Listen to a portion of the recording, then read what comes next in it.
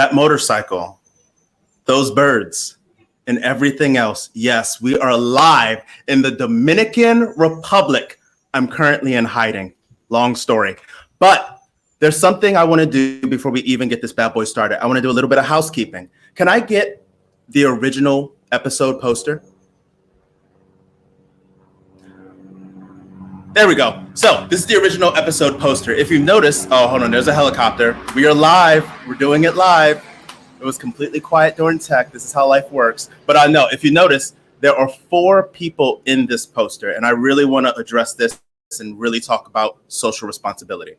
So there was a situation that took place, and LaDorian Taylor told his story about what happened at the Walnut Street Theater. However, we spoke with LaDorian. I spoke. Why is it the most loudest? Again, y'all, it was completely quiet. But I spoke to LaDorian.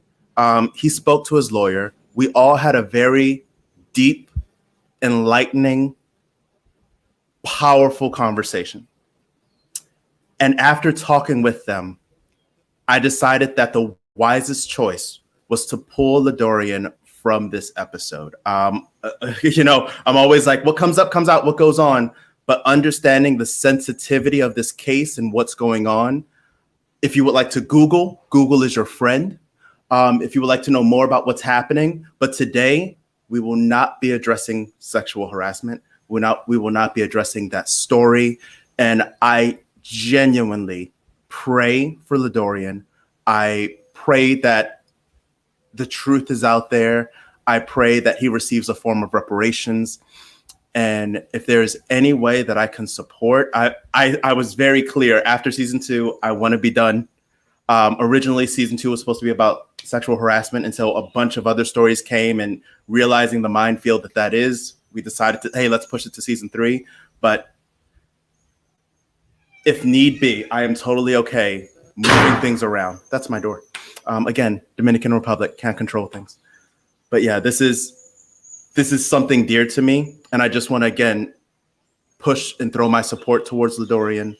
I think a lot about the situation. As someone whose first job came from the Walnut Street Theater, my story is not like his story about when I was there at the Walnut. I had an overall good experience, but there was a situation that took place that immediately I said that pattern looks very familiar. I think the Walnut Street Theater has done incredible things.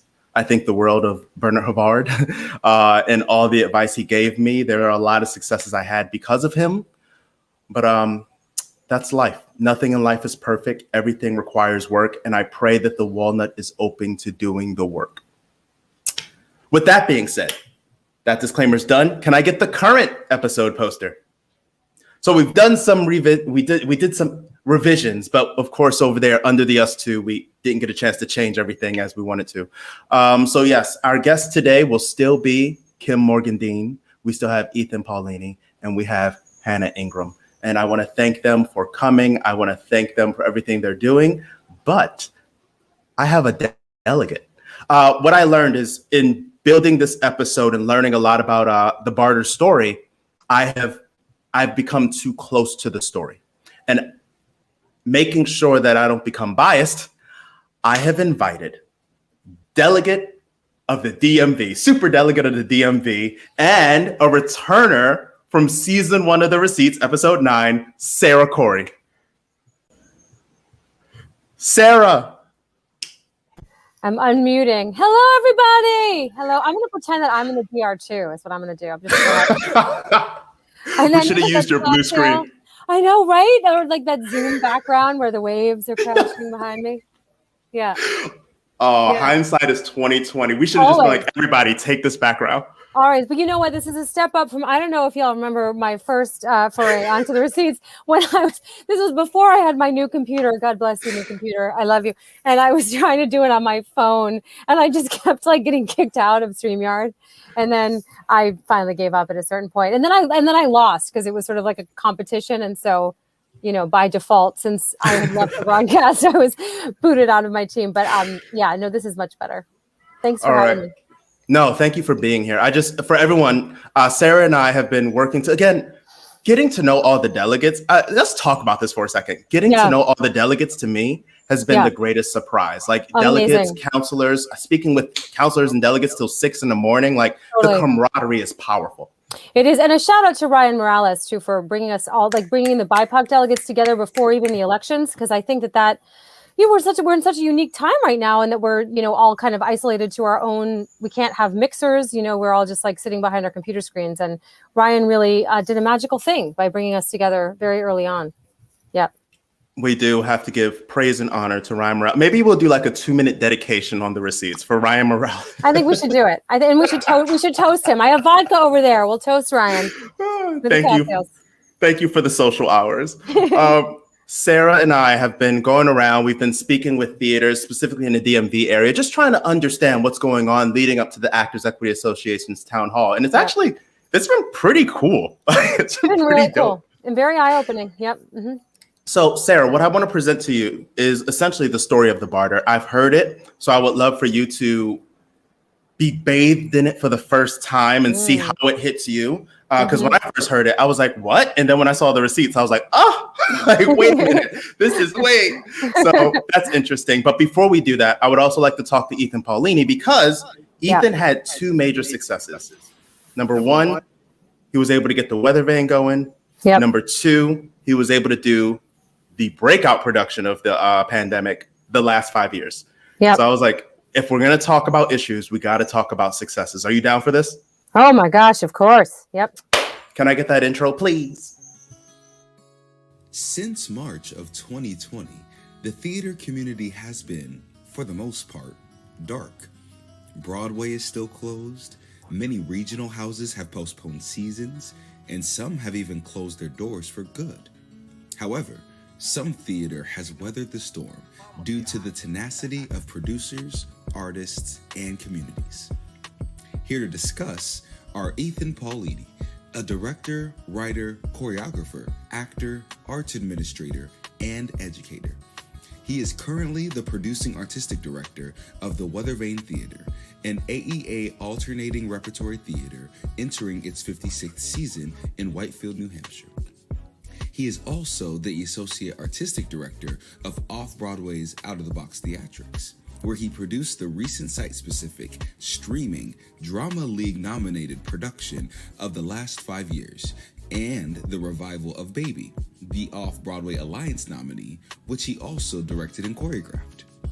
He is the founder of #EthanCoaches, a career and acting coaching studio featuring over 300 clients represented in virtually all spaces of the entertainment industry.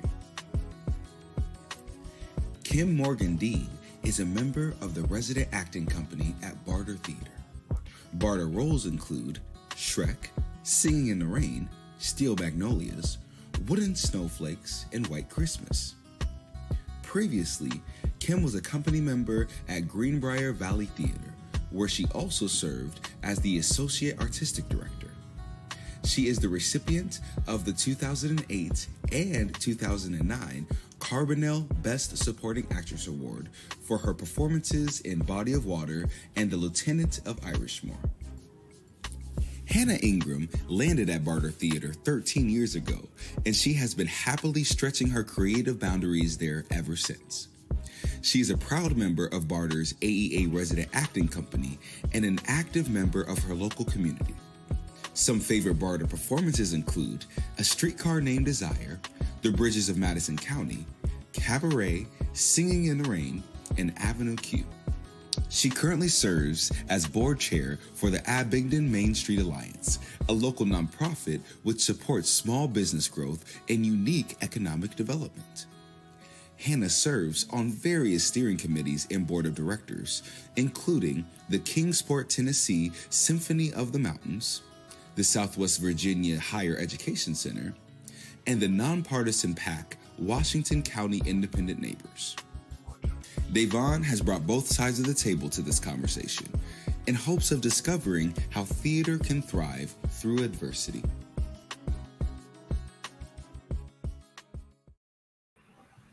Whoop, there it is. All right.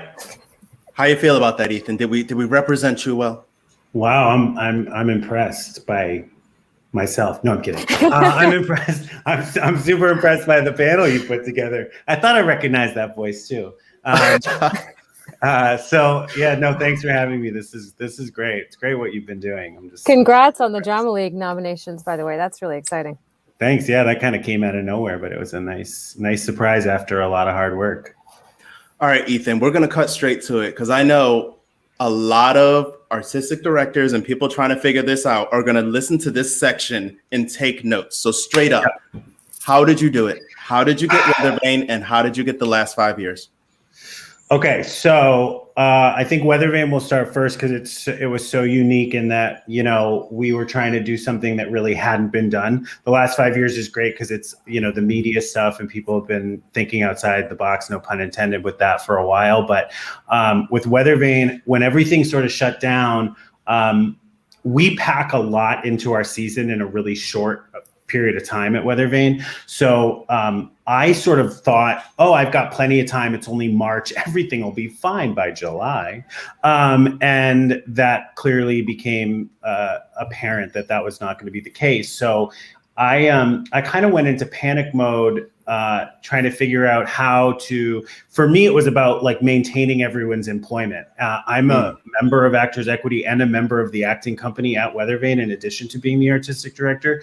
So I was like, I've got all these people who, you know, everything's shutting down. All their side hustles are shutting down. All their gigs are getting canceled. I can't just say, oh, guess we're going to have to stick our head in the sand and not do anything for who knows how long at that point. So I really, I got this really, it really started, I think the whole crusade started when I got this really aggressive call from then, from Aaron Thompson at Equity, who's no longer there. And he said, I heard you're starting rehearsal next week. And I said, what? It's March. What are you talking about? He said, I heard you're starting rehearsal next week. I said, no, June.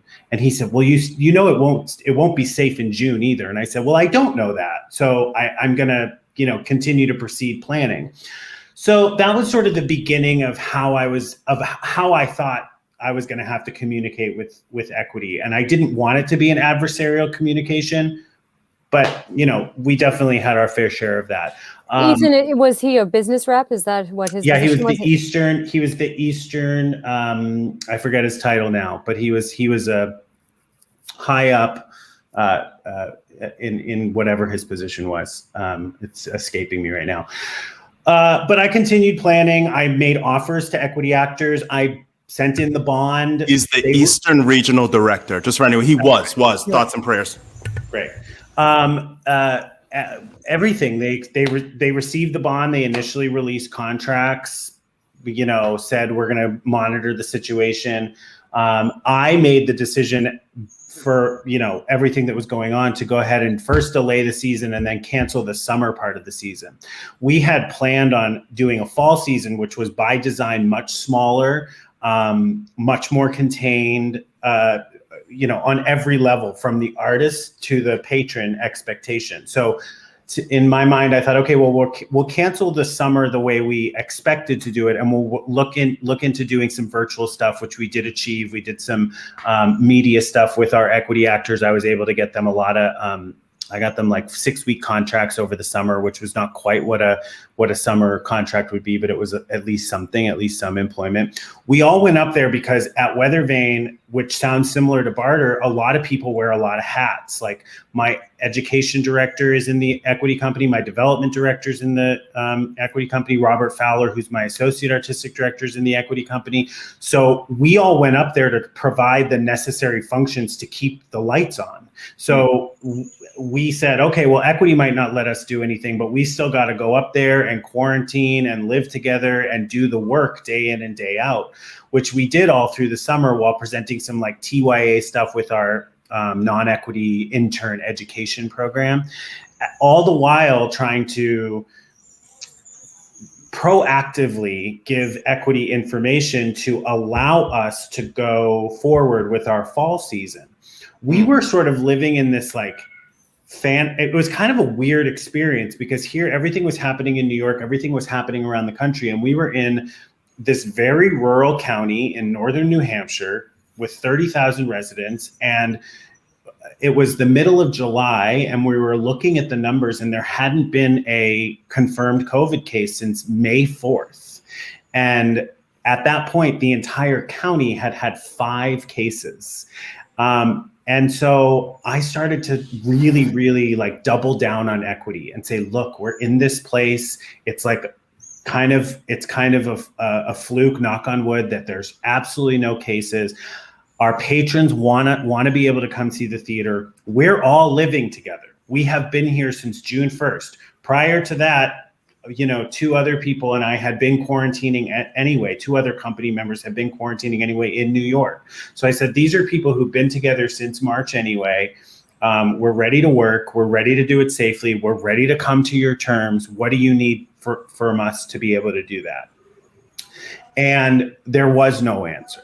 There was truly no answer. So everyone keeps saying, oh, they're just backed up and they're, and it just takes a while. There wasn't.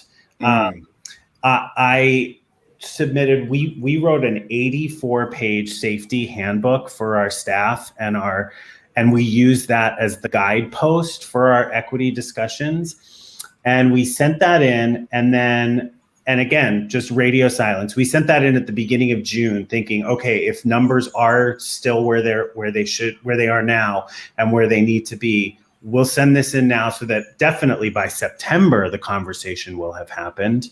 And then we got a series of, in the beginning of August, Keith Sklar, who's director of member safety, reached out to me and he said, we want to start talking about your safety proposal because we looked at the numbers in Coos County and we think we can get you across the finish line. And I said, great. Oh, wow. Let's start the conversation.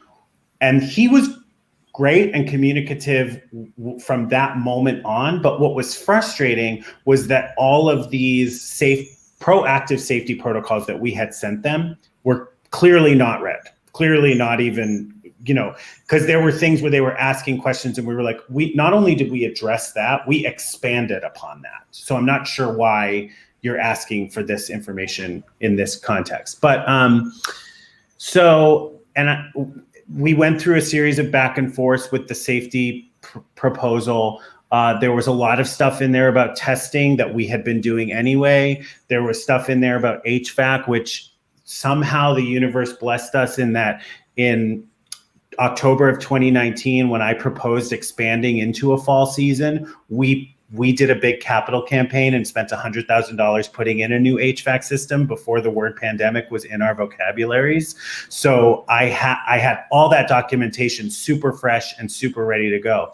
And then it was about, who the members were, where they were at. They were all, like I said, already on campus. We were able to kind of create that bubble that everyone talks about with the NBA and the NFL and all that. And then it was the whole idea of like a compliance safety officer didn't exist yet. Mm-hmm. But another stroke of good luck, we happened to have a board member who was a doctor who agreed to give us his services in exchange for basically like a tax write-off. And he was our on-campus medical he was our medical staff, him and his wife, who was a registered nurse, and he was a doctor. So Equity was like, okay, well, I mean, what more can we ask for? You've got a doctor and a nurse in this bubble. You've got a brand new HVAC system. You've all been living together since June 1st. There are no documented cases where you are in your county.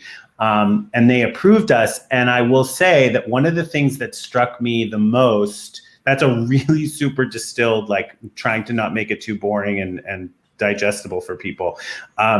That's what struck me the most was getting on the call after we were approved with some of the Equity staff and Keith saying to me, I just really want to apologize because I realized we looked at the numbers and we really should have been able to to have more of a conversation a lot earlier. Time's out, Ethan. Repeat that. Yeah. said, I want to apologize because we looked at the numbers in Coos County and it is clear we should have had this conversation a lot earlier, and we probably could have approved you a lot earlier. Now, personally, I would not have been in a place to produce any earlier than early September when we did. But what it did was it made it so hard for us to be selling tickets, be marketing, advertising, planning, trying to create, all of the things that we all know you can't just flip a light switch on and put on a show. It takes months and months and months of planning. So even if we had been able to have that conversation in July and had 3 more weeks or 4 more weeks or 5 more weeks, we would have just been in that much better a position. And that was really the most difficult and disappointing part of that conversation. Not to mention, if I may say, for the equity members to whom you hope to give contract, it's a very sort of trepidatious place to leave them, right? Because you're saying, I really hope I can give you 2 to 3 months of work, but I'm not sure I can. And that's a tough place to be. As a very small organization with a minimal annual budget, most of us who work in those other positions, the equity contract is sort of the bread and butter of what we do. And the other positions are actually the supplement, right? So like the reason I don't want to be an artistic director who's on an equity contract, that is not my goal. I get my health insurance from that. Right. It is part of the way I can afford to be the producing artistic director as well as get benefits that come with being an equity actor. I mean, there's a lot of times I love doing that, but that's a tremendous amount of additional work to like run the place and be on stage some of the time. Absolutely. So that's the case for my associate artistic director, my intern director, my development director. That's why they love doing the other jobs, but they're actors so that they can, it was a totally unsustainable scenario for them because they were getting their very modest other administrative salaries while committing to being up there in this bubble, like with fingers crossed, to say nothing of all the folks who aren't equity members that were up in that bubble with us, hoping that their employment was going to be honored. Right. How early did you get I just need to say, I actually met Robert many years ago at Florida Studio Theater, and just what a wonderful human being. But I'd love to throw out there also that it must be tough to be bubbled away from your family if that was part of the deal. But I also would ask, because I believe Robert is married, but how early did you get approved for these? We started, I remember because I use it now as a template, but the safety proposal from Keith that had draft notes where we started the back and forth dialogue was August 4th. And we were scheduled to open September 5th. So it was like exactly a month. And it still took another like 10 business days probably. So it took us right up until the middle of August before we were able to sort of officially announce everything. It might have even been a little later because now I'm remembering that like when the New York Times did an article about the approvals, like we were one of 3, I think, that got approved. That was like August 25th. And I remember we had only known for like a day. Oh, so wow. It was pretty late. But we, by that point we had gotten like, they had essentially said, you're going to get this approval. We just have to put it through the steps now. So we kind of knew around the middle of the month, and then it took another week. But that still makes it hard. That's still a week that that gets taken away from the marketing and getting the word out to the community and getting prepped for the rehearsals. I mean, there was so many aspects that it just sort of hindered. But what could you do? All right. So you struck lightning twice, Ethan. You came back to New York, and out of the box theatrics has pulled off again. I just want to stress, they pulled off the show of the pandemic. Like this is the show that everyone's raging. Before we even get into how you did it, people of color. Was that intentional, or did you host auditions and it just happened? So out of the box, is a company founded by Liz Fleming, who is an actor with a disability who had found that she didn't feel like there was space for her in a lot of rooms she was going into, and decided to create a company where like basically we challenge the expectations of the audience by being like anything is possible. Like it doesn't matter what. So we cast the expectations of like age or a disability or what the role has, how the role has traditionally been cast. And and so as we were looking for artists to for stories to tell that would be like in line with our site specific mission, Nick and Nasia came to us and said, hey, we've heard a lot about you, and we really want to do this, and we've been working on it together, and we like what your mission is, and we think our idea is in line. And we were like, okay, what's your idea? And we were like, we would like to do the last 5 years. And we saw them and saw the layers and the nuances that they had already built into their discussions around those characters. And we were like, we have got to do this come hell or high water. Mm-hmm. We have to figure out a way to do this. And so how'd you do it?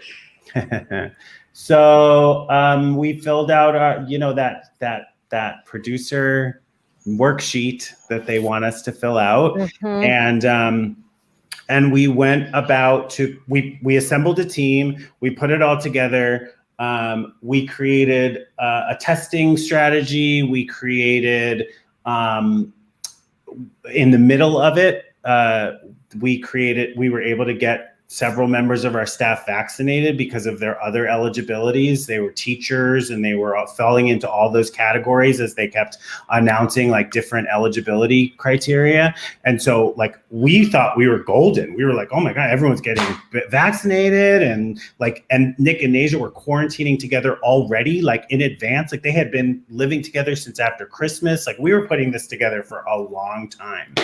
And this one was much harder, because there was so much about like the New York location. Where are they coming from? How do they get there? When do they quarantine at the apartment where we shoot the actual show? Are they, what's their, how are they getting food? How are they getting transportation? How are they getting all of those things? Which in Whitefield, New Hampshire is easy. We just say, okay, we get food delivered, and we make sure everyone's all set and everything's all, but in New York, it's like people have to live their lives. And so we were asking, okay, Nick and Nasia were absolutely willing to like live in an apartment for 2 weeks and never set foot outside. But that wasn't going to be the case for the musicians and the director and the stage manager. And, and so we created, when I tell you, like, there were people so that apartment that we filmed it in is my old apartment that I like hung on to for like to use as a coaching studio on 47th Street. We had nice. That must be real nice. That must be real. Bernie's talking about you, Ethan. No, I'm just yeah, right. No, but then but I kept it for like things like that, and like to have a cool, flexible space, like, obviously real estate's in a good, we're in a position to take advantage of some of that. And so we had like an annex set up in my new apartment here, like where there was crew coming in and people were watching rehearsals via Zoom, and some things were getting directed via like remotely through video links. So it was a real production. And the challenge of, I'm getting ahead of the equity thing, but the challenge of that was like, we still wanted it to be theater. We weren't trying to make a movie. Like we had gone through all of this to be under the jurisdiction of the Theater Actors Union, like to give those people, those artists and those individuals who align with the theatrical side of their career, that opportunity. And, but I'll be honest, like during the whole safety proposal thing was when the equity SAG stuff was going on. And we went to SAG and got a whole backup, got our proposal approved and covered and signed off on, and everything was good. And we had that as our backup because, literally Nick and Nasia were like, we will do anything to do this. You tell us what to do. We will, they would make jokes. They were like, we'll sleep in hermetically sealed bubbles. Like we will, we won't talk to anyone. We won't, so it kept going back and forth, and really the sticking points were the transportation and all of that. And then finally, I don't really know what we had to buy individual HEPA filters for every room. We had to measure out the rooms and all of the things you should be expected to do to keep everyone safe. It was just that, no matter how many times we said, yes, we'll do anything, we would say, yes, we'll do this. And then I know we've heard this a lot about the whole equity thing. They would move the line. So then we'd be trying to play catch up to that line, and they would just keep moving it almost as if they were trying to catch us in something. So we'd say, okay, we did that. And then they go, great, we're glad you did that. But now we've decided we want you to do this.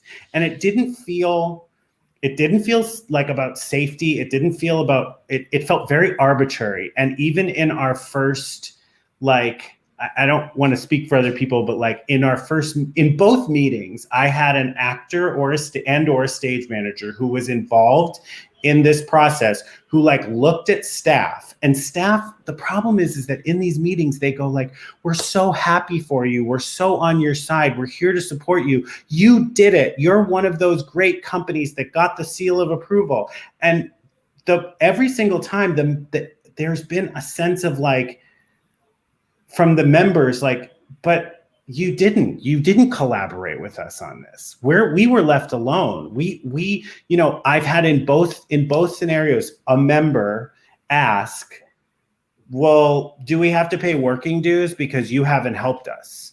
Do we have, which of course, I get that we're working and so we should pay working dues. But then it's at what point, I had a member in the weather vane say, at what point do we get to assume some of our own risk? If I'm saying I'm comfortable with these people and I'm comfortable with what this producer put forward, when do I get to say that that's good enough for me? Because,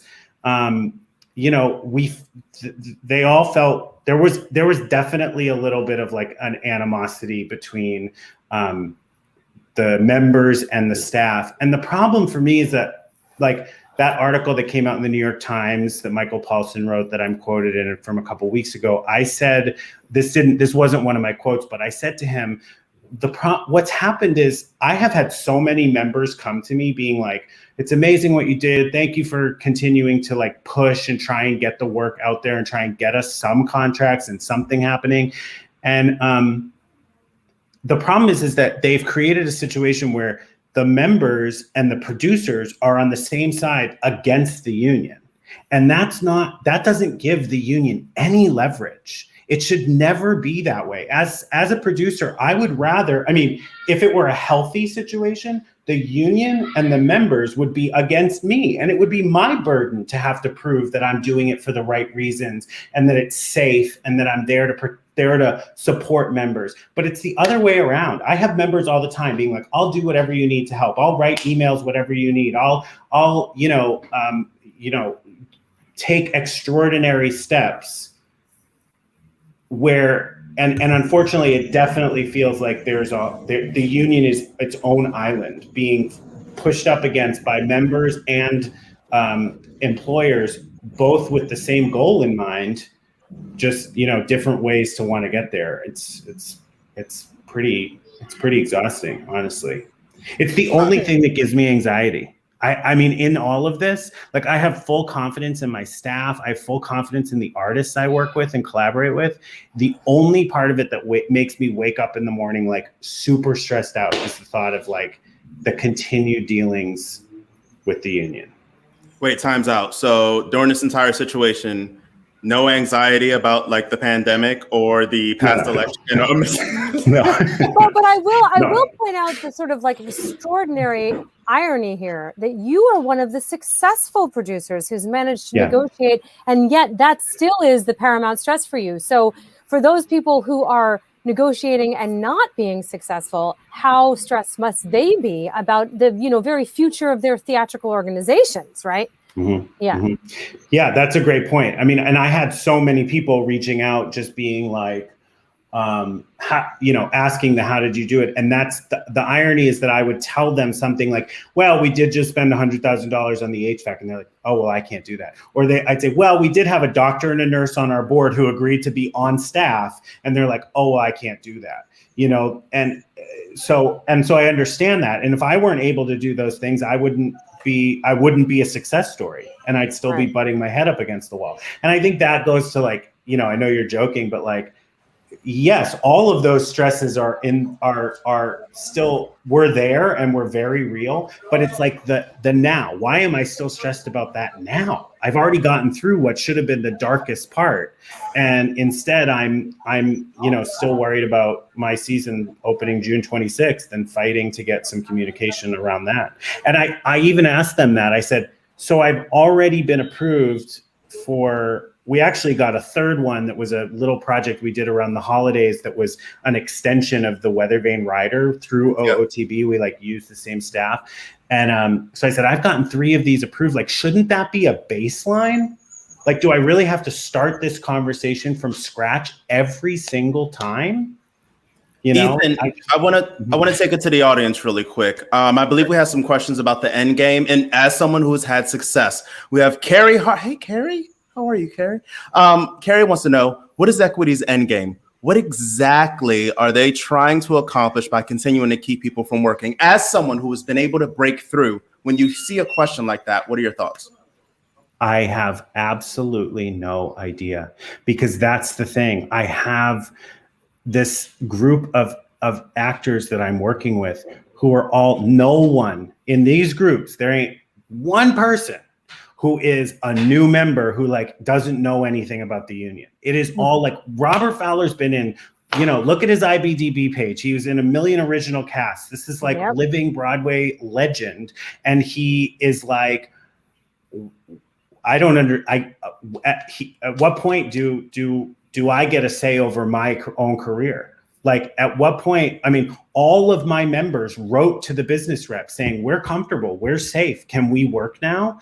And so I don't know who they're protecting, because all Equity misses out on is the dues from that. The league misses out on the health insurance payments. There's no benefit one way or the other, because I learned something really cool. So the league is the Broadway League. However, the nickname for the Equity League is the Fund. Just for anyone that's watching, the Fund is separate from the Broadway League. The Broadway League is separate from Actors Equity. Broadway League and Actors Equity came together to create the Equity League, also nicknamed the Fund. All right, so keep going. The Fund, yes, the good. Thank you. I'm glad actually that you clarified that. So I at this point, I don't really know. I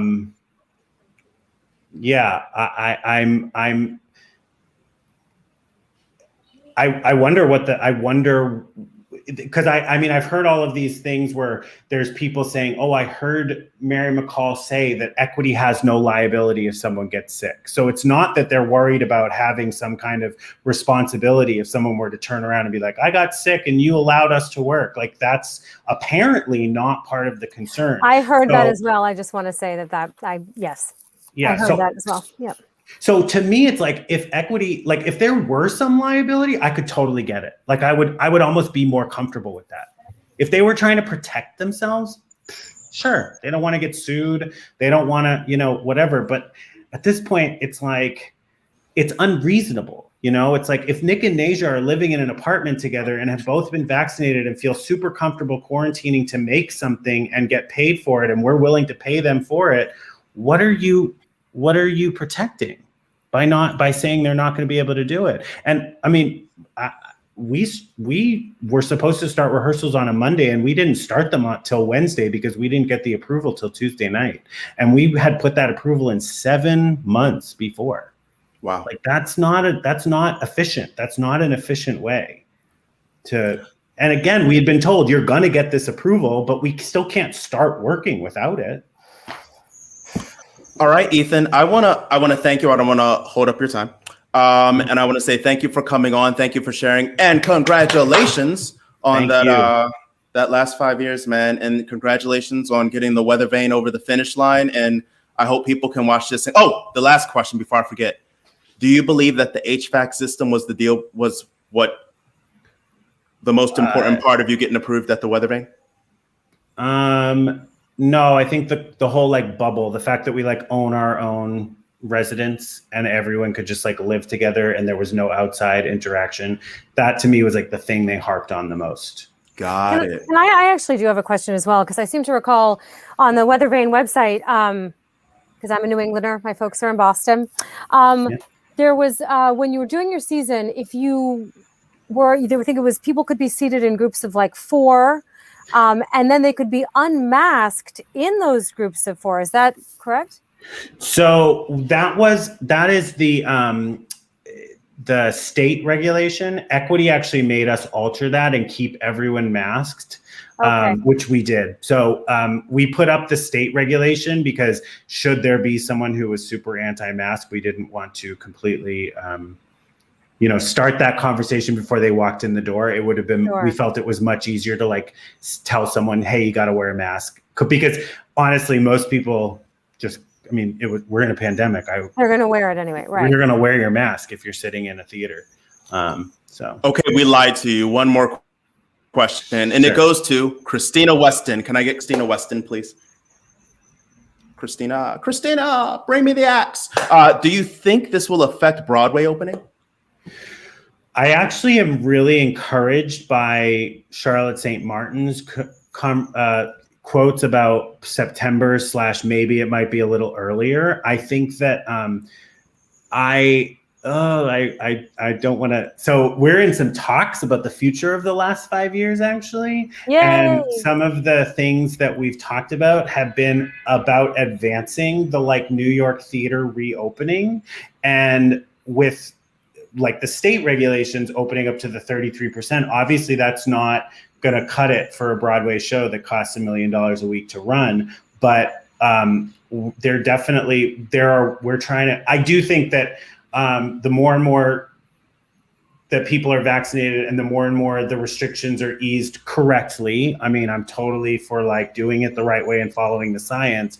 I do think that that we'll have no choice. Like I even thought about that, like as I look at getting my July and August season approved, I'm like, well, by September and October, it'll be fine. Cause there's no way they can deny me if like Wicked is playing, like what would be the reason behind that? So I do think that like both things help the other, but of course the priority is Broadway because that's where money is for the fund and for the members and for the union itself. All right, Ethan, we're going to say thank you. We appreciate you. And I'm also counting this as us breaking news once again first. If you read between the lines of what Ethan said. Thank you, Ethan. Okay, thank you. Goodbye. All right, could we get, how do you feel, Sarah? I think Ethan is awesome. That's how I feel.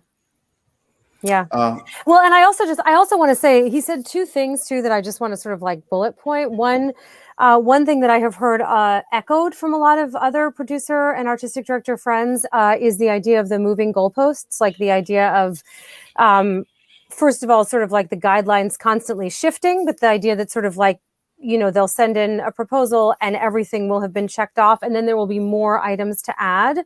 And the other thing that I have heard several times was when he mentioned that oh no, I need to look up his name. Keith Sklar was sort of clear that they hadn't read the 85-page safety proposal that had been sent in advance. And I've heard that also from several other artistic directors, managing directors, producers, that they had already sent in a proposal or perhaps answers to a now outdated safety proposal, right? And were asked by Equity questions that they had answered in detail on those proposals. So the question becomes, who's reading these? How carefully are they reading? Are they reading these before they reach out to us? And that's, hours and hours and hours of manpower and work. So I just wanted to sort of like bullet point those 2 items as things I have also heard repetitively. I can second that. I feel like as I spoke to the West and the Central regions, same exact story. I think that's really interesting. What I found also interesting about Keith is that Keith took accountability. And I think Yes. that shouldn't be swept under Yes. the rug. Because again, Yes. even though he made that misstep, even though all that, the idea that he did that, hey, we could have read this earlier, we could have got this off the ground earlier and apologized, that actually gives me more hope towards the union. Like Yep. if someone can acknowledge where their missteps were, that's growth. So I totally salute Keith. I salute what happened, and I appreciate that moment of vulnerability and accountability. Absolutely agree. Now, is it possible for us to get into the story of the Barter Theater? Are you ready to do this? I'm so ready. I got my popcorn. Can I get Kim and Hannah? Hey, y'all. Hey. Hi. Hello. I love it. We got a green screen, a blue screen. We got a background of a home, and we have the outside. We have done it. We've covered all our bases. We had a glare here. We had a glare here. Sorry. Wow. As the sun is coming in, eating me alive. Come on, do it for the art. Cry Kim. me a river. Cry Listen, me a it river. is snowing in Virginia today, so I'm very jealous.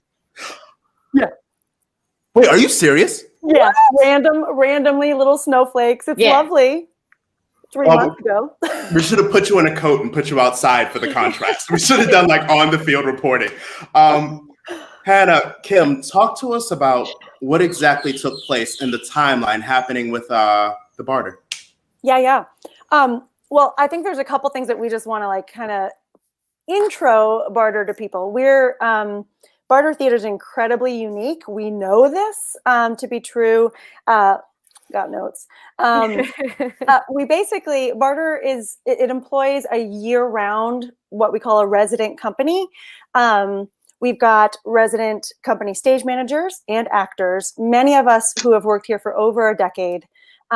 We work an average of 48 weeks of every year in actual true repertory theater. Come on down and see 5 shows in a weekend, basically. And we work here, we buy houses here, we're integral parts of the community. Our resident company ranges from year to year. It's been as many as like 25. This year I guess last year would have been a smaller year of like 15. But just to give people an idea, at our smallest range, 15 members working an average of 48 weeks a year is like 720 work weeks per year. And we've been going for a really long time. So, I mean, not that we should get special treatment, but also some idea and understanding of the fact that this theater's been around for 88 years. Our founder was the same founder of LORT, period. We are good faith theater who are employing equity actors and making it a priority and bringing in work weeks and bringing in dues. So yeah, we just wanted to make sure that that was really clear, that we know we're unique and we're grateful for the things that have allowed us to have some of these stories. So Kim, you explain the plan. Yeah, I found myself, like, I feel like my neck is dislocated because I found myself nodding so much with what Ethan's experience seemed to be. In that, you know,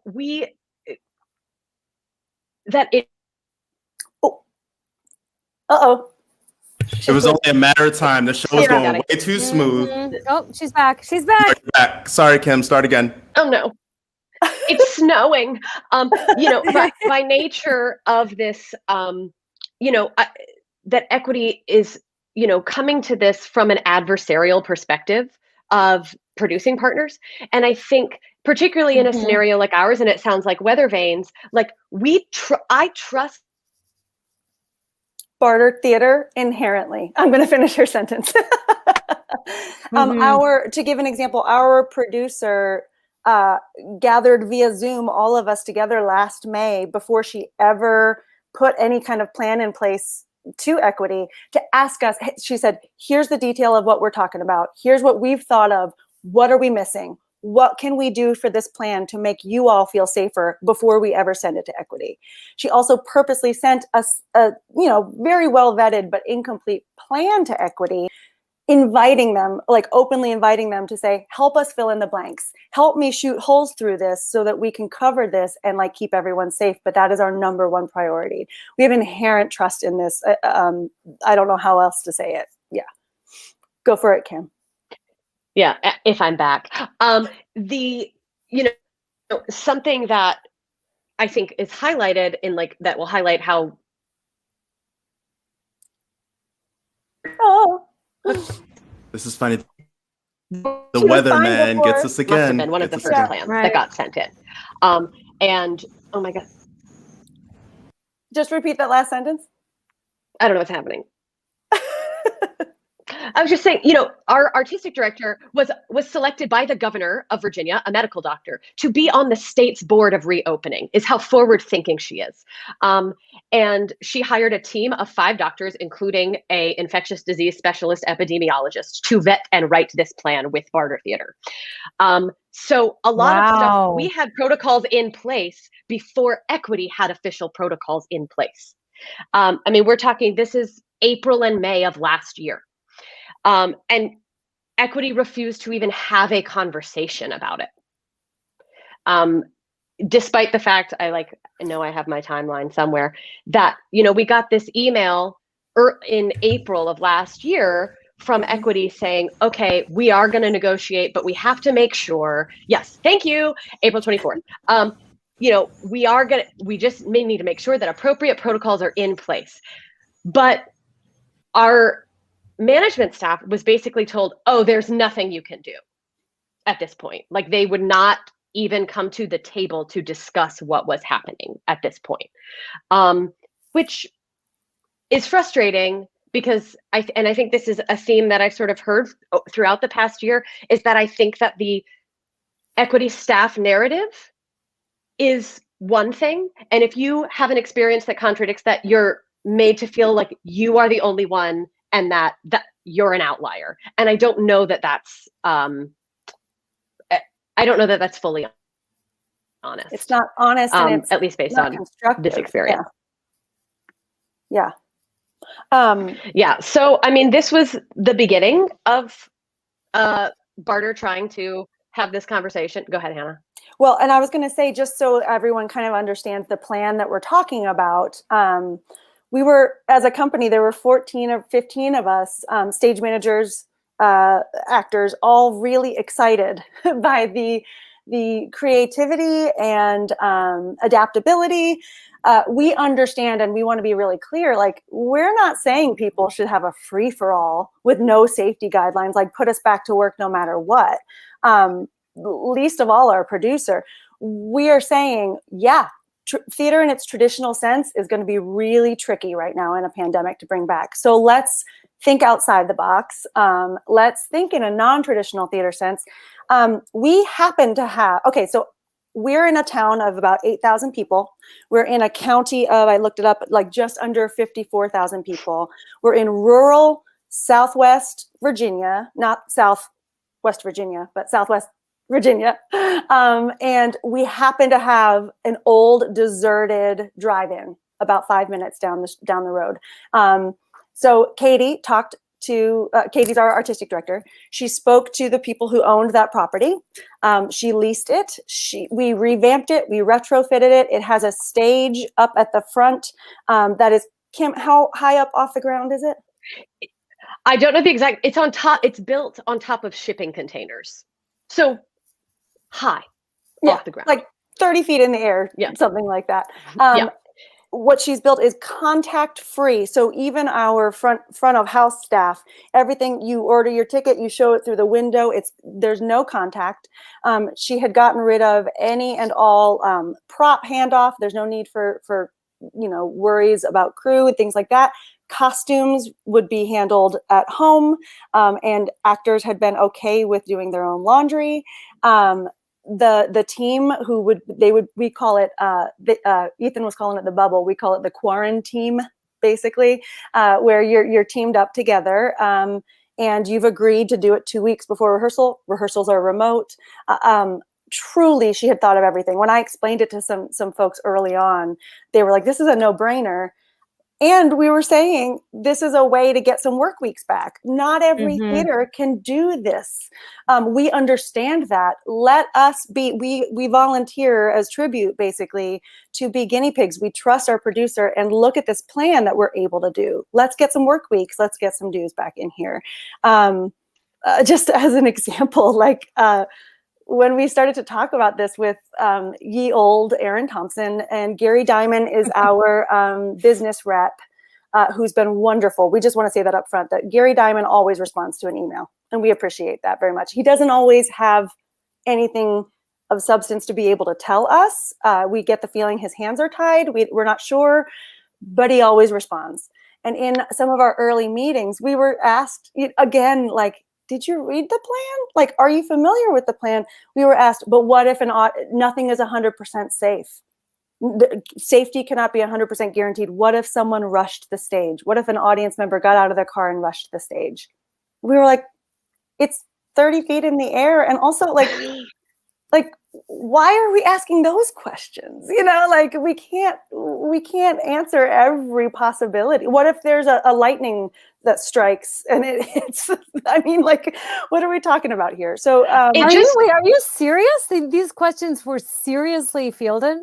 That was a question asked by Aaron Thompson. Like that sounds like a Saturday Night Live sketch to me. That is what that sounds like. Like, what if a crocodile eats a cast member?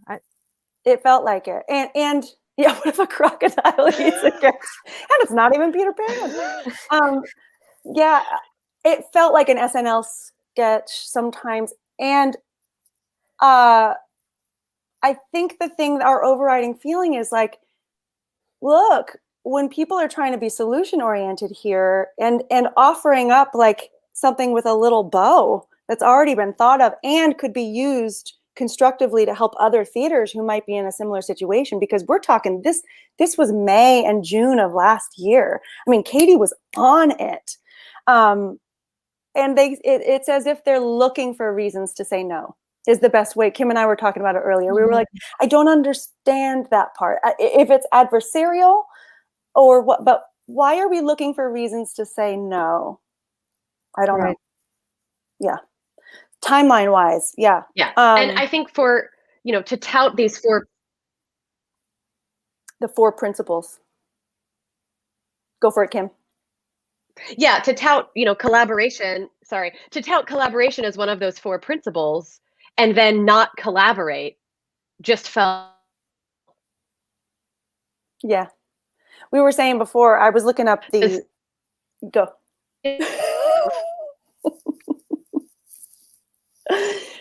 No. We were looking up the definition. I looked up the definition. Storm of is the making my AFL-CIO. internet so weird. Yeah.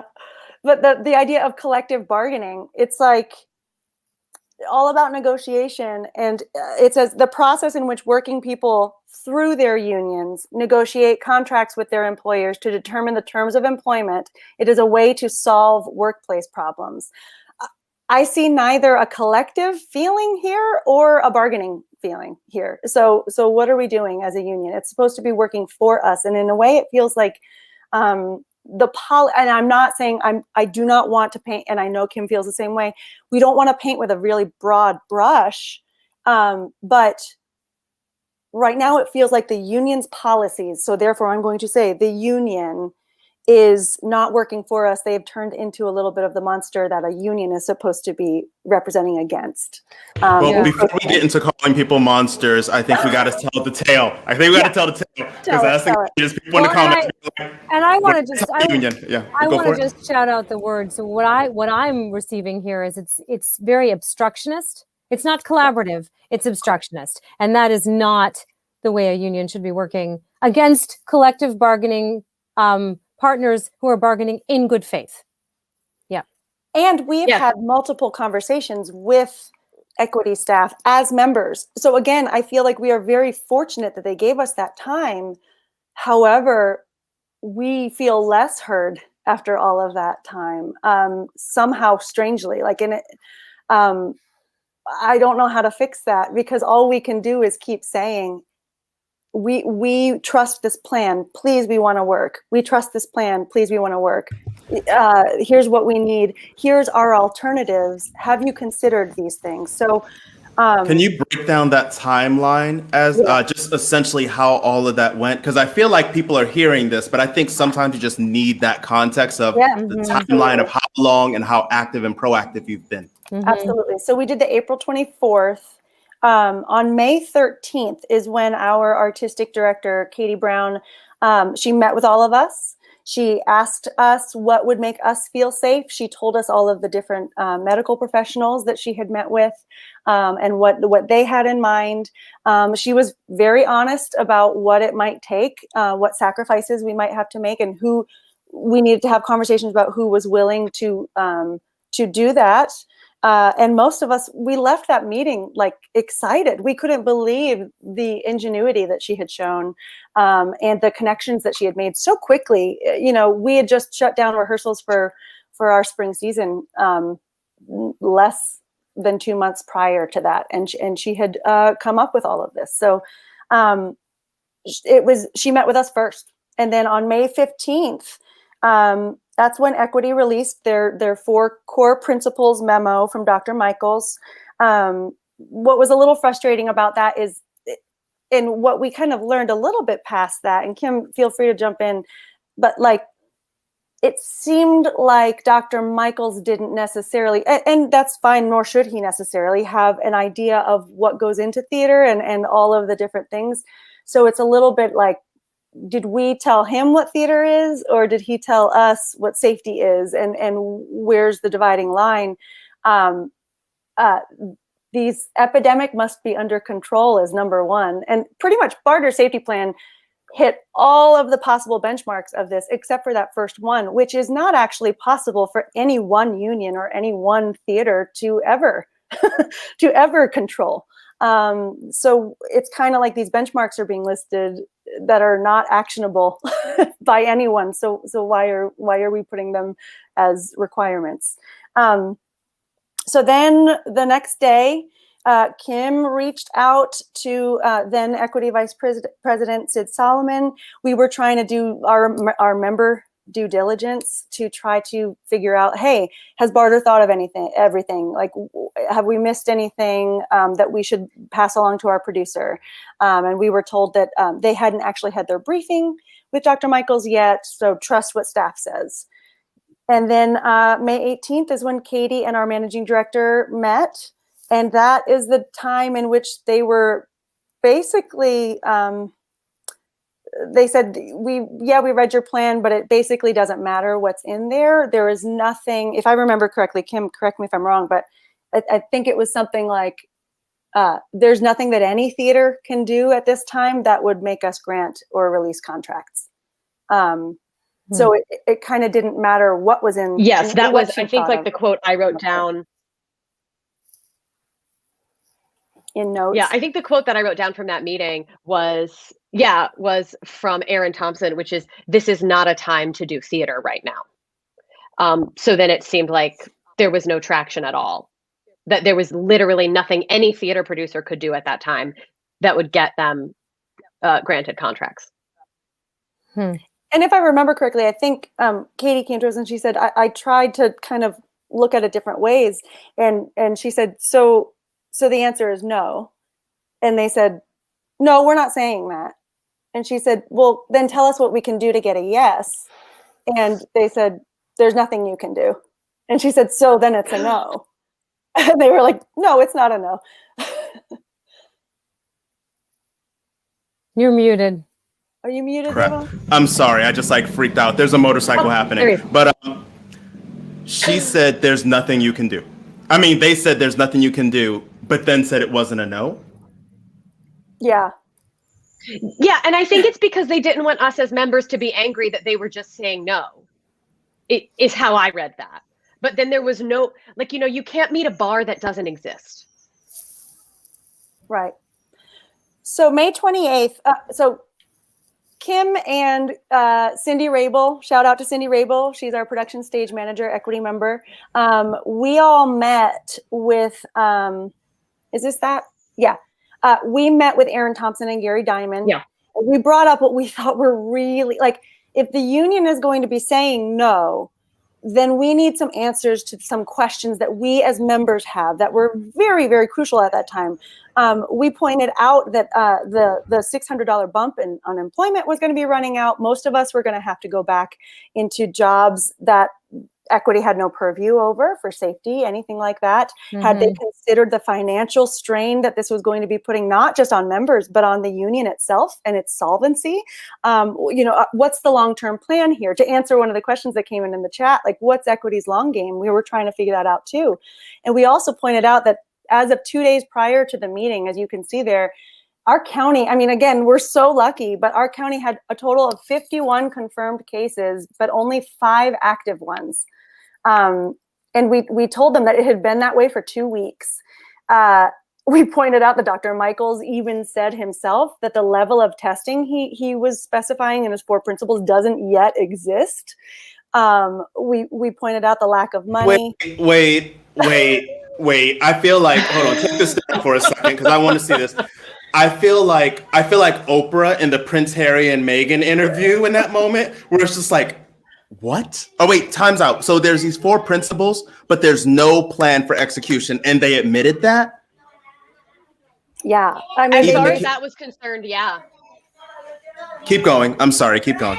because we were like, well, if you've issued these, surely you've thought about what's ideal. Like, what is the ideal way that a theater, so that we can try to match it? I'm sure Ethan felt the same way. Great. Well, you've set the benchmark here. How do we get there? That is amenable to you all. And basically, we said, it even says in these core principles memo that that doesn't exist yet, that science is working on it. But why would you then throw that as an example of what we need? And to be fair, if just going back to our plan, if we had people who are quarantining together and they're never in contact with anyone else, we can test. But Katie had been trying to find workarounds for all of these things already. Like, we were already trying to address those things. And that meant nothing to them. I mean, they didn't care about that part. We're not sure if they had read the plan. We asked them up front if they did, but some of the questions they were asking us made us believe that they maybe did not know either. Yeah. Kim, you don't look glitchy. Do you want to say something? Oh, what a shock. I'm just kind of nodding along with you that there's no, I feel like I got glitchy again. No, you're good. No, we can hear you. That they couldn't have, I feel like to your point, I've used the word obstructionist so much in the last year, Sarah, that it was looking for reasons no, and then when they couldn't give a logical answer why, all they said was 4 pillars. We were like, right, but like those are you're setting impossible standards, and it was just like, that's science. And it felt like it disqualified any creative solution that Barter could have come to the table with, and has sort of continued to do so. And like Hannah said, I don't want to act like I wasn't appreciative of them taking the time to have these Zoom conversations with us. I left with more questions and concerns than I went in with, but they did take the time to do it. And I know that makes us a rarity. I just find that sometimes, and I think Hannah has said this, that like quantity of communication is not quality of communication. And I think that's where a lot of members are frustrated. It doesn't really matter how many webinars you have on topics that don't apply to us right now. If just like inundating and making noise, trying to get information to us, if you're not going to engage on the things that actually get us back into a workplace. Now, before we get, sorry, Hannah, before we get into this, I want to do a morale check before we go back into the timeline. Can I get Christina Weston, who has another question? Christina Weston says, based on these stories and conversations today, at what point do producers stop using AEA contracts and members leave the union so they can work? Morale check. How would you, seeing that question, what is your gut reaction? I wondered the same thing, and I have been wondering the same thing. I think it's something, and I guess like this circles back a little bit to what happened in the conversation with Ethan as far as the question of liability. I know I asked for myself to equity staff, if you're concerned about liability, can we as members take some personal responsibility and sign an annual waiver? Or something, or 6 months to 1 year, saying I waive all liability to the union if I feel safe to work. Yeah. If I feel safe working for this producer, if I feel safe working under the safety plan as it's been presented to us, I am a union member, but I'm taking a leave of absence in a way, basically. Is there something like that? And they said, no. I can't recall if that was one of the ones that fell under there's not yet been any discussion yet on that. But I will say that our response to many of our questions that really actually pertain to members, such as what happens when our unemployment runs out, what happens when our health weeks run out, what do you want to do here? Like the answer we got back was there has not yet been any discussion yet on that, and that was months in. And my thought, I mean, not. I was real hopping mad when I thought this, and I found it in my notes the other day. But I thought, how dare they bring nothing to the table while saying no to a plan like this? How dare you not have had those conversations and then still be preventing us from taking work? The one other thing I want to mention is that many of us members are really, really frustrated. We are pro-union all the way. Like, yeah. I will tell anyone to join the union, and I'm all about solidarity. Part of what we've talked about is like, put us to work so we can be bringing in health weeks and work weeks and dues. Like, right. We're in a position where we can do this. We are pro-union, but at some point, I have a mortgage I got to pay. I'm only down here in Abingdon, Virginia because of Barter Theater. And I've been down here for 13, 14 years. And that's the case for many of us. So we've had to have these conversations. I don't know necessarily where the rest of our company members stand, because honestly, our producer is not interested in doing non-equity only shows. She wants to stay equity. She wants to. So this adversarial thing is like, she won't even really have a conversation about it because she doesn't want to go there. And yet equity is not listening to that ally, that person who is saying, no, I want to uphold what they want if they'll just talk to us. I will also say, just in response to the question specifically, I have heard of members who have already gone non-union so they can work. And I heard one specific story about a member who had been on Broadway when this all started, because that member has a child and needs to support a family. And the only way that member can work is by going non-union. I heard another story about, and this was down in Texas, but there was a community theater that got $10,000 in grant money that would have gone to a non-community theater, except that the people giving the grant money wanted to give the money to a theater that was currently producing work. And that's a lot of money. And then, I will say also, and there are many theaters that will not be able to survive this time unless they produce something. And so the very real, and again, I am a very proud member of the labor union as well. I'm always have been, come from a labor union family.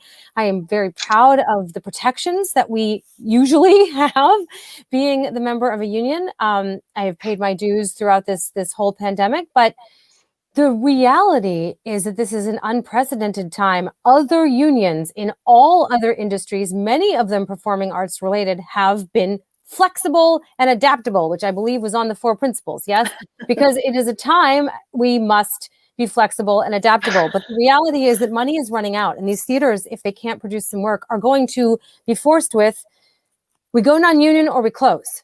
And I don't see how either of those benefits the long game of actors or Actors Equity Association. And it's just math. It's just math.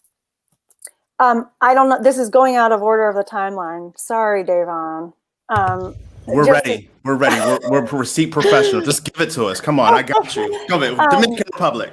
But just to say it, we are also, again, incredibly fortunate because we have a long-standing separate company of non-union TYA performers. Many theaters have that. Ethan mentioned it as well. They're called the Barter Players, and they are rock stars, and we adore them, and we're so grateful to them because they've been able to help keep Barter afloat, doing the thing that we wish we could be doing. But they've been. This is the thing is.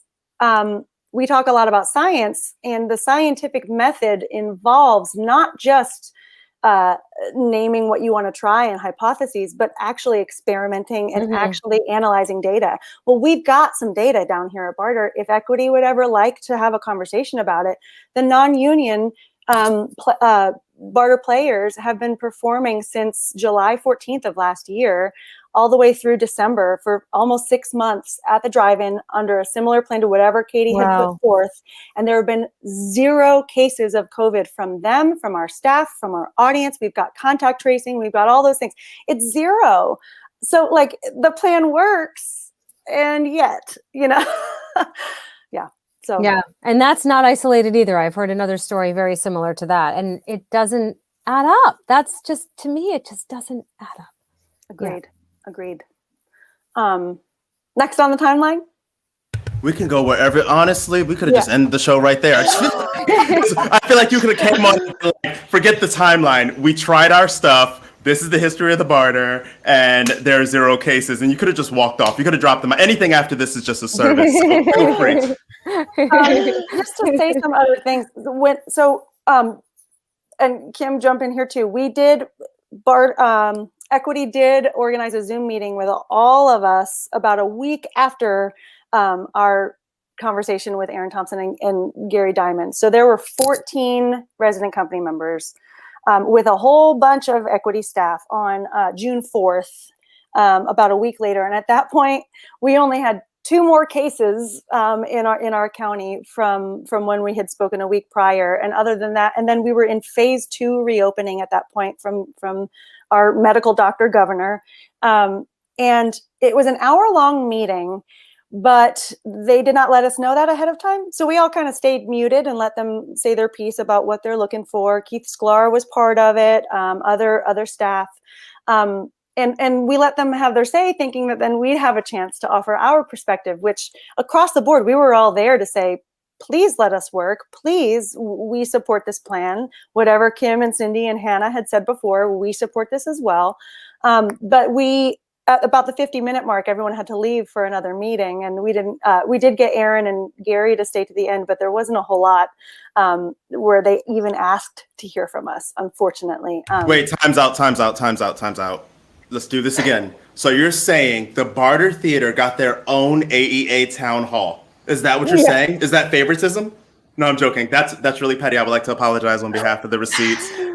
We honor and thank the Actors Equity Association and Tim Hughes for providing this town hall. I'm sorry, keep going. I was being petty. It's the receipts. We do, but I think one of the things that we're worried about is that we haven't heard enough specifics from the union, but we've heard a lot from the union. What we haven't seen is the union offering avenues to really and truly hear from its members and what our needs are. And so I think overall, the concern right now is with this upcoming town hall is that same ratio of time is kind of gonna happen, where 50 minutes of an hour is spent where they get to tell us what they want us to hear or what they think we should hear, but not actually hearing our responses to those specifics or lack of specifics. Or this is my thing, and Kim's heard me go off about this. We're a union of some of the most creative, adaptable, like you said, flexible people in the entire world. Some of our questions that we asked, we were hoping that they would take and run with, to be like, ooh, if we haven't considered this, maybe we should. The fact that we are not opening it up and widening the scope to what is possible, I just don't understand it. Like, we've got 51,000 members, and in 2018 to 2019, 19,000 of them and change worked, but we're like content with just like, okay, 650 contracts, by the way, thank you, Katrina Michaels, for that figure. But why aren't we opening this up and getting more feedback as opposed to less? Like, we're pulling the blinds, and it doesn't make sense to me, Wait, time's out. I got to go to our third co-host, Christina Weston. I got to go to Christina. So you still have no contracts. Yes. Let's break this question down. Do you have contracts from AEA right now? Okay, good. No. So you have contracts and Tuacahn does. I guess, yeah. Kim, That means you and I'll be your go backup. for it. Kim, can you talk about the contract negotiations? Yeah. Oh my gosh, towards the end of last summer, it was very similar in timeline to Ethan's weather vane proposal. I think, by the sound of it, we put forward another plan. Barter put forward another plan. 2-person musical. It would be myself and my partner, who is also a member of the company. We live together under one roof. Quarantine is very easy, and then our stage manager lives alone, was going to quarantine by herself. All online rehearsals, same plan. It sat there for a month and with no response to our management staff. And then we as members started calling and asking questions, trying to figure out what was happening. I'm trying to pull up that timeline because I want to give you exact dates. And Kim, with that that. would have been a filmed production or a live with an audience production? Live production at the drive-in. It was basically the original plan, but just rather than a big company musical, a smaller version, because that would be easier to maintain a tighter quarantine bubble and be generally safer, involve less people. Absolutely. So that was our management staff had a phone call with Gary Diamond, who's our business rep, to talk about that plan. And in advance of fully submitting it, then they wrote it out. They sort of were looking at different things. They officially submitted that plan on July 1st of last year. Then, yeah, oh, look, there it is. Okay. So yeah, you can see that there. We get sort of this general thing, and we're trying to sort of, put in this timeline our story in the context of what communication was coming from equity staff at that time. Mm-hmm. So yeah, we get that email, and then July 7th and 9th, we get some more emails from equity saying that they're happy to collaborate with producers. Meanwhile, ours has been there on the 1st. So we think, okay, great. They are willing to negotiate. This is going to come back. So our Barter hears on July 17th from Trip Chamberlain, who I guess had taken over as our safety staff point person. So they shot back some Q&A throughout the month of July, asking where is the nearest hospital? All of the counties of residence for Barter admin staff who would not even be near us during this time. I think to my eyes, a lot of it seemed like this looking for reasons to say no, or I think Ethan said like they were trying to do like a gotcha. Mm-hmm. And this feels like that in some ways. Like I've worked at a lot of theater companies, and I don't think I was ever asked like, do you have health insurance as part of like me getting to work there, or where the closest hospital was? I'm from South Florida. I got my equity card in South Florida and have been doing a lot of, I did a lot of theater down there. No one asked like, oh, in case of a hurricane, how close is the nearest hospital? Mm-hmm. So yeah, and then August 5th was the date that our management team had requested. We need to know by this for all the reasons that Ethan said, like marketing. And this is a musical that would, because obviously we didn't want to mess with having a live band. It would require hiring musicians and getting them to track a show, recording them one at a time. So like, this is a long pre-production. So you can see right here, August 5th and 7th, I'm trying to move fast here. So Kim, you're saying you wouldn't even have had live musicians. They would have been tracked. No, it would have been just the two of us in the cast on stage and our stage manager in a specially built stage management booth that's like 15 feet from the stage in its own little booth that was constructed as part of this stage. So on August 10th, we get provisional approval, which we're like, okay, great. But that's not really a yes, because we can't start rehearsing or doing anything because we can't. Basically what they told us is we need your numbers to go down. We can't give you full approval. We can give you this provisional yes until your numbers have gone down for 2 weeks. And at that point, our numbers had been so low through all of the summer because of where we live, and we know we're very lucky for that. There was only one way for those numbers to go. It was up or the same. At that point. So that's pretty much what happened. And I think for me, one of the most egregious things is like that in conversations with our artistic director, Andrea Hoshin, who's the central regional director and assistant executive director, I think is her title. She basically says, listen, we can't give you these contracts. Like, for example, it means that the epidemic is not under control if you can't get cases to go down for 2 weeks. And then says, like, for example, Florida, like, we can't give contracts. The numbers are too high. And then later that week, we hear that, like, they've finally come to an agreement with Disney World because they're going to set up testing in the parking lot. So I just feel like these things were not across the board. And this is, part of the issue with, not communicating is we don't know when the rules apply and to whom and when they change. And I just feel like this timing was sort of in the trap of that. And so basically, Barter management essentially sat around for 3 weeks past their need to know by date to hang on to see if this could happen. So the cases don't drop on August 14th. On the 17th, Andrea declined a scheduled meeting with Barter management, canceling the call. Like they didn't meet because nothing had changed. And so she says, okay, we'll circle back. Then they go to circle back and nothing has changed. And so essentially, like, Barter has to pull the plan because there was no way with the production to get all of the pre-pro done by waiting 3 weeks after the date they had requested. So from the plan being in, it was like a month and a half to where we got waiting for these numbers. And then, so that was the end of this plan at the end of last summer for a fall show. It was resubmitted, this exact same plan, on February 26th.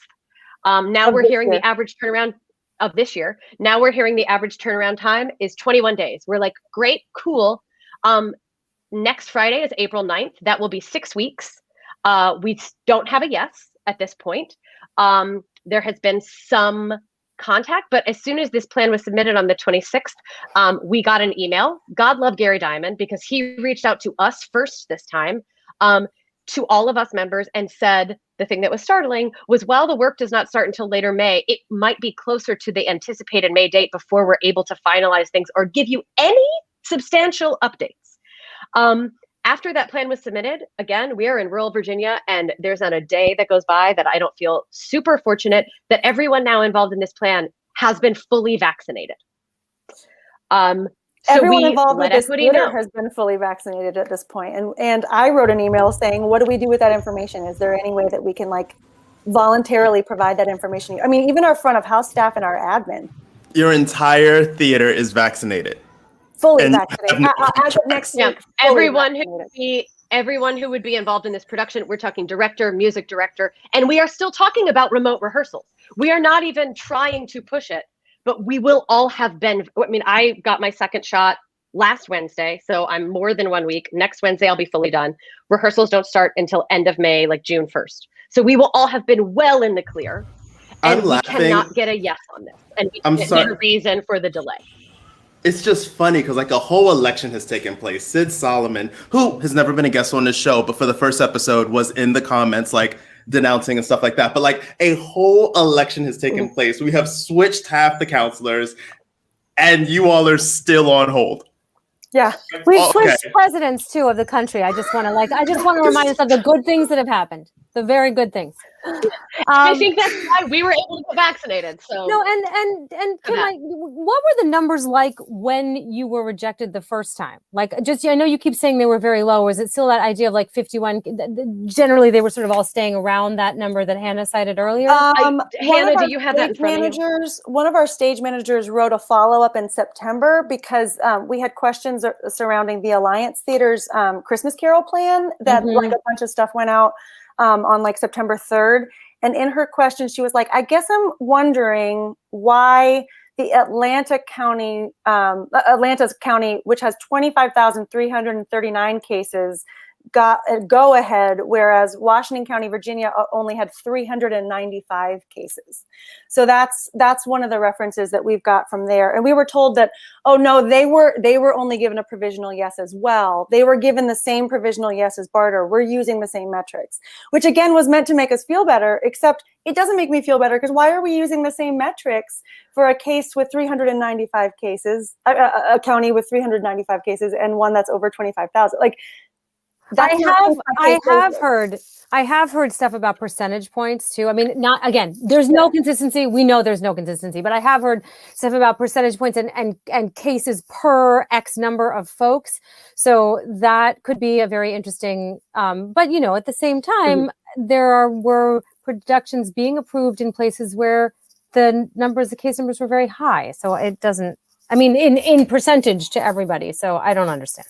We were also told after, very recently, I think, Kim, we found this out, that around that time, we kind of hit the non-sweet spot of timing where Mhm. apparently right after Barter had to pull its plan, because as Kim liked to say, it was a de facto no. Like, you may not have said no, but you said no because you missed the deadline and they had to pull their plan, that they kind of revamped and had to fix, like they got Dr. Michaels to say, okay, yeah, we can switch this numbers metric, but nothing was ever passed along to our producer, or Right. no one ever said, hey, by the way, it's changed a little bit. If you want to resubmit, you might be able to like get a yes to your plan for Christmas. Like, no, our TYA company did a wonderful job, and they did Christmas shows, and we sat there and we twiddled our thumbs and applauded them. But no one ever reached out to be like, oh, hey, by the way, it's changed. Like, try again. I mean, there's no follow through that way. I think it's one thing. Sorry, Han. I think it's one thing to change the goalposts, like as we get new information and new science. It's another thing to change the goalposts and not tell anyone that you've changed them. Yeah. Until it comes to you. And I think that is where producers are frustrated, members are frustrated. It feels like we're making it more difficult to even present a plan for conversation. And I don't know why that's where we're moving a year into this. I can allow for things like that a year ago. In the year of our Lord 2021, in April, I expect for people to be able to answer what the policy is based on vaccinations when a vaccine was approved in the fall, and we knew this was coming. And the fact that we can't answer those questions is shocking to me, frankly. All right. Emails just get forwarded. Yeah.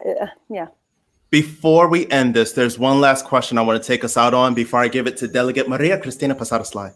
The last question I want to ask is, when this town hall takes place, when it is done, like the complete town hall is finished and we're all recollecting and reflecting on it. Hold on. The Dominican Republic is co-hosting again. Okay, great. What does progress look like? Or better yet, what does a successful town hall look like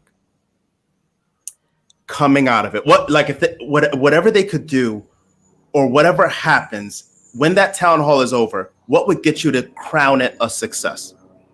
One thing that I need, and maybe it's asking too much, I don't think it is.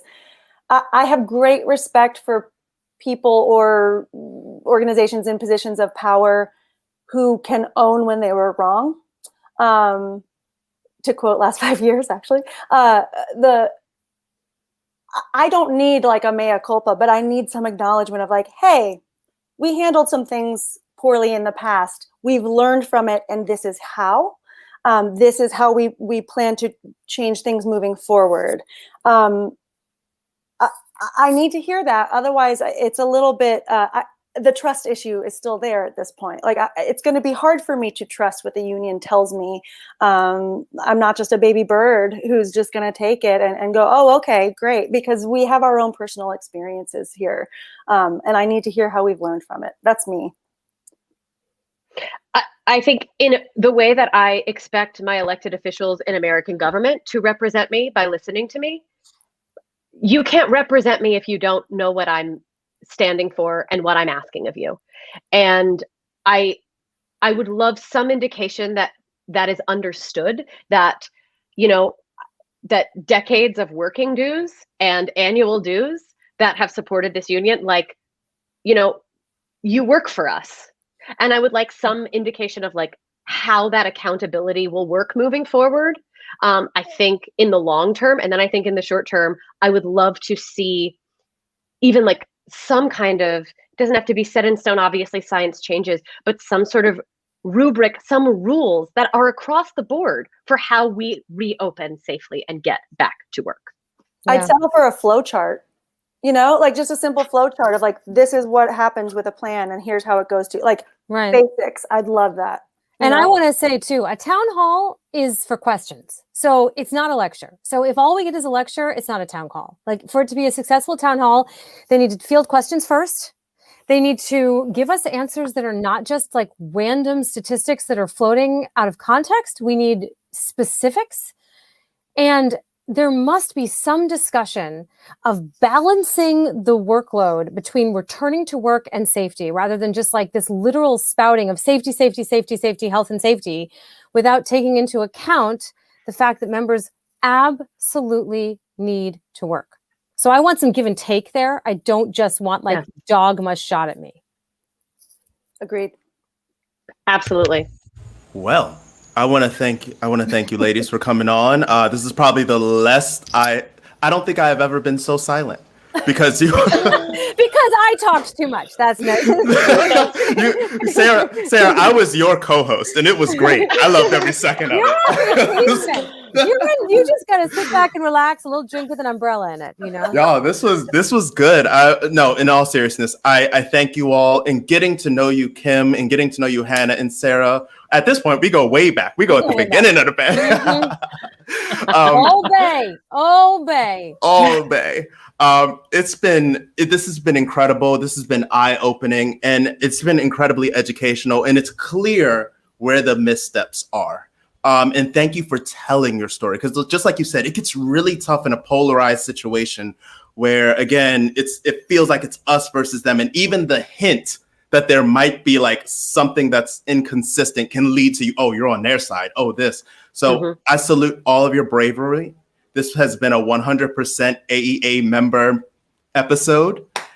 And I would like to hand it over and then end the show giving her the true last word, our delegate from New York City, our Eastern Chorus delegate, Maria Cristina Posada Sly, with the Sly comment. Hey friends, Maria Cristina here again. I was contemplating what to talk about today. I thought I could talk about James Barber, who raped a 15-year-old girl multiple times in 2006, but still played Phantom in Phantom of the Opera on Broadway for 2 whole years. Or I could talk about Amar Ramazar, who technically isn't a listed sex offender because of timing, but he still plays a principal role in West Side Story on Broadway. But instead, I decided to talk about Kevin Cosculluela. He is a dancer who appeared on Dance Moms and has been arrested for sexual battery on 2 of his underage students. 25-year-old Kevin was arrested on multiple counts of sexual misconduct, including sexual activity with a 16-year-old child. He's also facing charges of solicitation of a minor. According to the arrest warrant, the guy allegedly abused 2 underage dance students in 2020, one of whom he's accused of engaging in oral sex, and allegedly exchanging nude photos with the other. One student said Cosculluela, who she viewed as famous, important, and influential, forced her to perform oral sex on him after manipulating her to go to his apartment in between dance classes. She said that although it happened twice, Kevin told her, "None of this happened. Erase this from your memory and don't tell anyone." The victim said Cosculluela was scary and verbally abusive if she denied his sexual advances. Kevin would threaten to take away lessons, ignore her during lessons, yell at her, swear at her, and not speak to her for days if she didn't do what he wanted. She said that it affected her greatly when he ignored her during her dance lessons because of how important she viewed him. There are several articles about this dude, and they all identify him as a dancer from Dance Moms. But what they fail to address is that he was also a part of our union, Actors Equity. He was also in Mean Girls on Broadway. He was also on the national tour of An American in Paris. We don't know how many other people he's done this to. I am guessing it's a lot. Apparently his behavior that's listed in these articles is very similar to his behavior on Broadway in Mean Girls. Not speaking in rehearsals, or literally changing blocking on stage to avoid interacting with them, yelling, cursing, constant text messaging during the show. He was only there for a few months. He was fired because 2 females came forward. Thank God. I'm very grateful that Mean Girls fired him when they did. I'm glad they did their job in protecting their employees.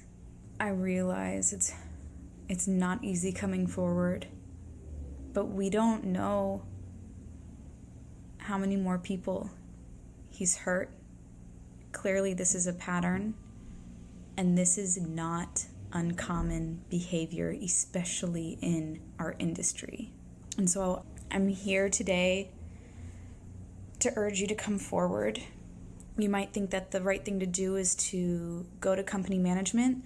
I thought that once upon a time, and nothing was dealt with other than, I'm so sorry, let me know if it happens again. And then eventually, when it ultimately did happen again, because it's inevitable, they had a talk with that person, which can go one of two ways. It can only make it worse, or it'll stop, but then the abuser will move on to someone else. So we're going to talk about how to report. We're going to go to AEA's new app. Here it is, Anonymous Reporting, the Lighthouse app. I've shown you this before. It was in one of my first episodes. But here we are. Here it is. I'm going to show you again, just in case if you didn't get it last time. You're going to download this app. There's a keyword that they're looking for, and the keyword is actors equity, all one word, no space. Really super simple, super easy. You can report something that happened years and years and years ago. There's really no limit. There's also this number that you can call, 1-833-550-0030. So you can call that hotline and report at any time.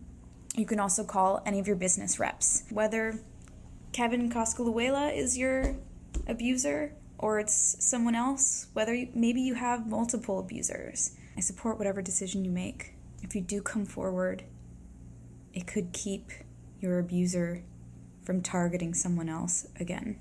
You can report anonymously, or you can put your name to it. Bringing up Kevin Coscaluela, bringing up James Barber, bringing up Amar Ramasar. I would love to leave you with a question of, what can our union be doing to support our survivors more and to prevent sexual harassment? I myself have been working on sexual harassment prevention. There are so many others that are working on it too. Super powerful people that I am just honored to work alongside with. But if you have any ideas, feel free to connect with me. Find me on Instagram or Facebook. I'm always here to listen. Just let me know.